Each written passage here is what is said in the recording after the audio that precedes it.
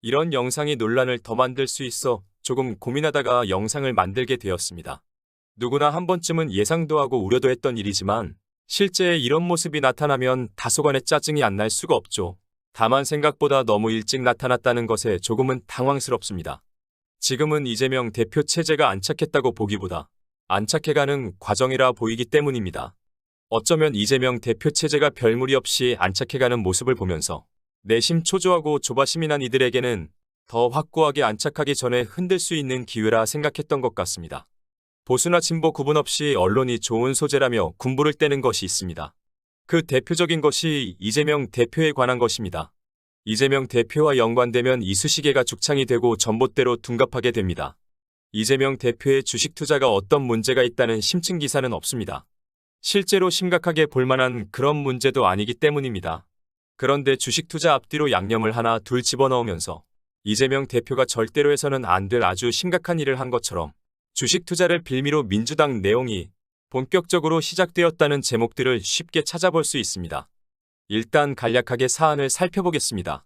어떤 일을 만들기 위해서 누군가가 떡밥이란 걸 던져주어야 하고 그 떡밥을 누군가가 덥석받아서 아주 그럴듯한 명분을 내세우면서 그 어떤 대상이 신경질적으로 반응하도록 발언을 하고 당연히 그 어떤 대상이 신경질적인 반응을 해오면 누군가가 기다렸다는 듯이 이를 확대 해석하고 진영 문제로 만들면서 명분을 하나 추가합니다.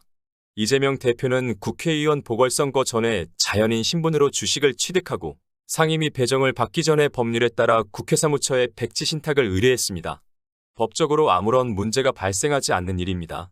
그런데 국민의힘에서 국방위를 지원한 이재명 대표가 방산기업 주식을 가지고 있다며 윤리위에 제소하겠다며 떡밥을 던지고 언론은 묘한 뉘앙스를 만들었습니다.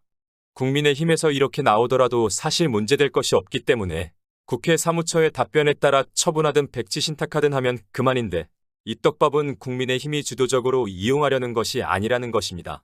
오랑캐는 오랑캐로 상대한다는 전형적인 이의제의 수법을 국민의힘이 사용했는데 오랑캐가 되고 싶었지만 명분이 없었던 몇몇에게는 군침이 도는 떡밥이 되었습니다. 대선에 패해서 국민은 떡 실신하고 있었는데 대선 주자였던 사람이 주식 투자나 하고 있었다. 참으로 그럴듯하면서 위험한 명분을 내세워 실망이라는 결론을 만들었습니다. 민주당 지지자들 중 이재명 대표를 지지하는 적극적인 층과 대선 때부터 못마땅했던 층을 단숨에 갈라버리는 그런 명분을 만들어낸 것입니다. 그러지 않아도 대선에서 민주당의 적극적인 지원을 받지 못했다. 그렇게 생각하는 적극 지지층은 반발하고 이 반발을 명분으로 이번에는 민주정당 가치를 내세우면서 언론을 막지 말라며 누군가가 판을 키우지만 자신들을 향한 언론에 대해서는 나의 선반응을 보입니다. 나는 비판할 수 있고 내가 하는 비판은 정당한 것이기에 나를 비판하는 건 잘못된 일이고 허용할 수 없다 그것이지요. 검찰은 여기에 서욱 전 장관의 구속영장을 신청하면서 언론은 수면 아래로 가라앉았던 사법 리스크가 수면 위로 부상하면서 민주당의 내용이 본격화되었다며 판을 키우려 애를 쓰고 있습니다. 이재명을 지지하기는커녕 반대편에 앞장섰던 진중권 같은 자는 참으로 황당하게 폭발했다는 기사 제목으로 등장하는가 하면 변희재 같은 자는 이재명 구속은 필연이라며 윤석열과 이재명을 동시에 처리하고 싶은 속내를 분명히 하고 있습니다. 그런데 참으로 공교로운 것은 이재명 대표가 보궐선거에 나가는 것도 반대하고 당 대표로 출마하는 것도 반대했으며 당 대표가 된 이후에도 적극적인 협력 의사가 없었던 이들이 지금 문제를 거론하고 있다는 것입니다.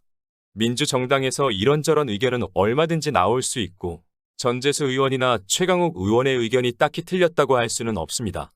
단순한 의견 개진 정도로 보아야 하느냐 아니면 의도된 문제 제기로 보느냐입니다. 현재 전국에서 자신이 이런 발언을 했을 때 어떤 현상이 일어날지 모르지 않았을 테고 발언의 여파가 정부 여당에 어떤 도움이 되고 민주당에는 어떤 영향을 줄지 몰랐을 리가 없기 때문에 더구나 문제로 삼은 것이 범법이나 사회 상규에 어긋나는 비상식적인 일탈이 아니라 대선 패배 정서에 불일치했다라는 것이기 때문입니다. 윤석열이 당선되고 나서 많은 사람들이 정치는 물론 뉴스 보는 것조차 힘들어했습니다. 저 같은 경우에는 유튜브를 접을까 심각한 고민도 했었습니다. 그랬던 분들이 하나 둘 고개를 들고 현실을 마주하고 역할을 해야겠다 여긴 것은 민주당에서 걸출한 그 누군가가 짠하고 나타나 사태를 수습하고 미래를 기대하도록 해줘서가 아닙니다. 솔직히 말하면 대선 과정에서 보여준 민주당 내의 내부 총질이나 대선 기간 내내 보여준 상당수의 민주당 의원들의 비협조를 목격하고 민주당에 더 기대할 것이 있겠느냐는 회의감과 그럼에도 고고한 척하면서 모든 탓을 이재명 개인에게 돌리는 모습에서 많은 이들이 대선 이후에 체념을 하게 된 것입니다. 안팎으로 싸울 수밖에 없었는데도 25만 표 차이는 이재명을 지지했던 이들에게 너무나 큰 아쉬움을 주었습니다. 어떤 분들은 민주당이 저 모양이니 차라리 이재명 당을 만들어 독립하라는 말도 하셨습니다. 국회의원 보궐선거도 나가지 말고 당대표 선거에도 나가지 말고 대선 패배의 책임을 지고 자숙하라는 의견이 있었습니다. 누구를 위해서 무엇을 위해서 자숙해야 한다가 아니라 대선에 졌으니까 자숙해야 한다는 것이었는데 실상은 우스운 속셈이 있었습니다. 여의도 정치에 안주하면서 적당하게 기득권과 타협하는 걸 원했던 이들 입장에선 대중적 인지도가 높은 이재명이 들어오면 불가피하게 새로운 흐름이 나타날 것이고 바로 그 안주하는 삶이 흔들릴까 염려했기에 책임론과 자숙이란 걸 내세워 출마를 그토록 만류한 것입니다. 이재명 후보 당선을 위해서 눈에 띄는 역할을 했던 사람들이 잠시 쉬어갑시다 라고 주장했다면 이해가 가겠지만 지지한다 딱 한마디 던져놓고 팔짱 끼고 불구경하듯 바라보던 사람이었거나 노골적으로 이재명 낙선운동을 하듯이 움직였던 사람들이 이재명 대표를 향해서 국회의원 보궐선거도 나가지 말고 당대표 선거에도 나가지 말고 자숙하라고 했다는 것입니다. 국민의힘이나 언론은 어땠을까요? 내부에서 나오는 방탄이니 뭐니 이런 주장을 연일 대서특필해줬습니다. 제 영상에는 수많은 댓글이 있습니다. 이재명 대표가 개항에서 당선된 이전과 이후로 댓글의 성향은 완전히 바뀝니다. 사법 리스크를 모르는 국민이 없고 국회의원이 되든 당대표가 되든 정부 여당과 검찰이 전 정권과 이재명 대표를 향해서 대화나 협상을 통해 정치적 해결을 모색하기보다 틀림없이 사법 처리를 멈추지 않고 진행할 거라는 것도 모두가 알았습니다. 윤석열이 이전 정권은 안 했습니까? 라면서 정치 보복을 하겠다 대놓고 발언하는데 그런 걸 모른다면 바보라 할 수 있겠지요. 그런데도 민주당 지지자들은 이재명을 원했고 이재명과 함께 미래를 희망하게 되었습니다.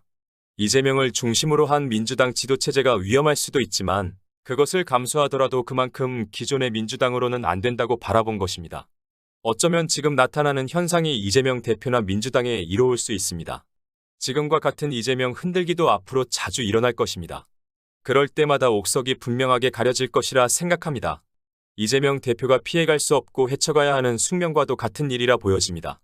이재명이란 정치인에게 편안하고 안락한 부귀와 권세를 누리는 삶은 아마도 팔자에 없는 듯 보입니다. 윤석열이 똥을 너무 자주 싸고 다니는 바람에 최근에 쌍특검 이야기가 쏙 들어가 버렸습니다. 저는 요즘 이런 생각도 가끔 하고 있습니다.